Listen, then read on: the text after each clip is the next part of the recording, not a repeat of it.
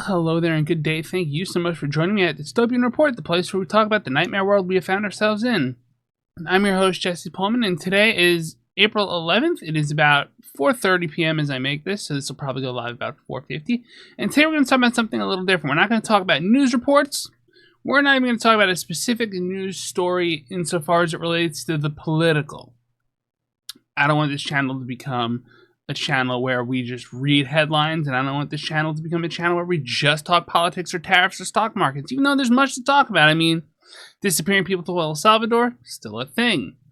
Illegal ideas, Google that, it might give you something. But today I want to go into my sci-fi roots a little bit, and I want to talk about this. This is an article by Time magazine. It's called The Return of the Dire Wolf. You may have heard about this already.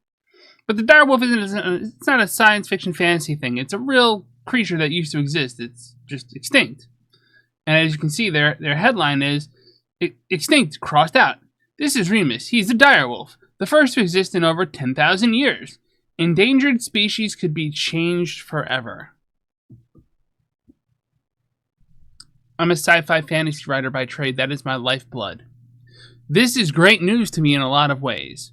But we're going to go over some things real quick, some terms and some context that is definitely lost in that front page headline. See, de-extinction is a scientific concept that genetic modification can be used to resurrect extinct or nearly extinct animals. Cool, right? The big idea version is growing mostly authentic versions of an extinct animal, possibly in a surrogate mother or possibly in an artificial womb. Where we're at now is splicing similar genetic code into currently existing animals and trying to see how that will affect them.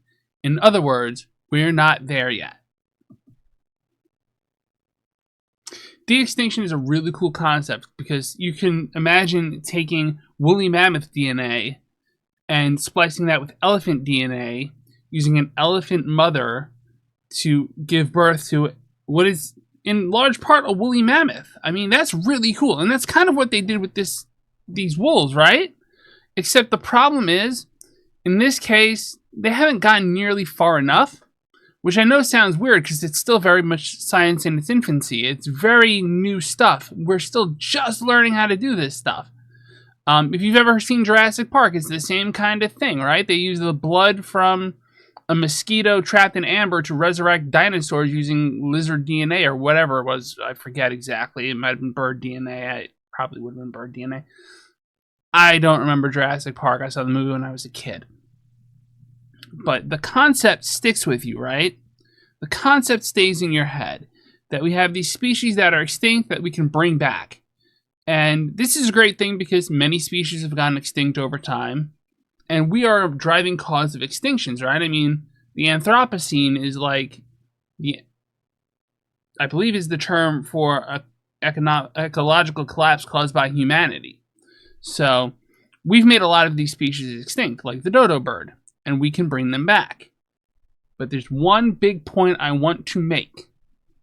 One big point I want to make before we go any further with that notion. Just because we can undo some of the damage we have done does not mean we should continue doing damage. In other words, we shouldn't go, well, we can unextinctify this animal, so it doesn't matter if we extinctify it now.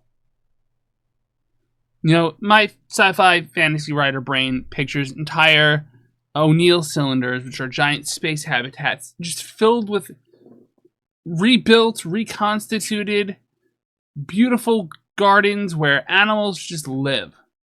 And these are all animals that are extinct, like dinosaurs, or woolly mammoths, or dire wolves.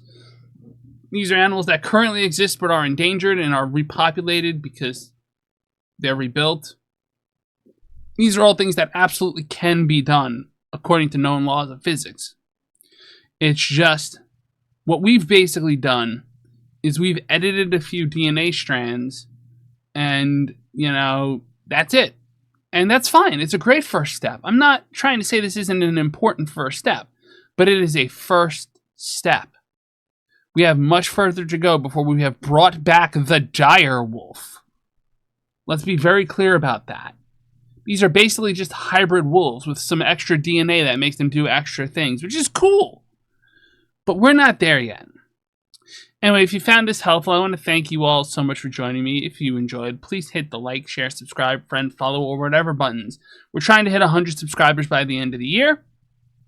It is April 11th, so, 2025. We need 25 subscribers. Let's go. I appreciate all of you. Thank you so much for joining me, and as always on this channel, pieces. And yes, that was a one-shot. I always do that when I one-shot these.